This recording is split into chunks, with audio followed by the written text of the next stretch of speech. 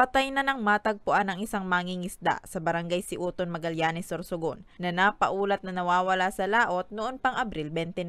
Kinilala ang biktima na si Nelson, 76 anyos. Alas 6 ng gabi nitong Mayo 3 nang matagpuan ang kanyang bangkay sa Sitio Amanghit, Barangay Talib, Aroroy, Masbate. Huling nakita ang biktima kasama ang kapatid nito upang mangilaw ng mga alimango at hipon sa dagat na bahagi ng Kaditaan, Magallanes. Nagkahiwalay umano ito at nang balikan ay tanging tsinelas na lamang ng biktima ang natagpuan.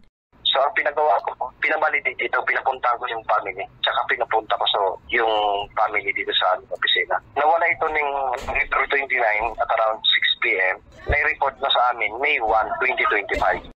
Isang residente ang nakakita sa bangkay ng nasawing mangingisda na nakadapa at nasa pangpang na bahagi ng naturang lugar.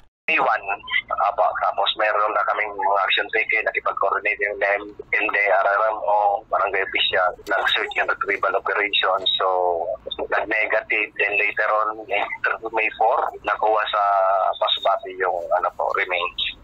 Nagpaalala naman ang mga otoridad sa mga mangingisda na ugaliing ipagpaalam sa pamilya kung saan tutungo at kung maaari ay huwag humiwalay sa mga kasamahan upang maiwasan ang ganitong mga insidente. Para sa mga balitang Tatak, Bicol, Rose Bilista.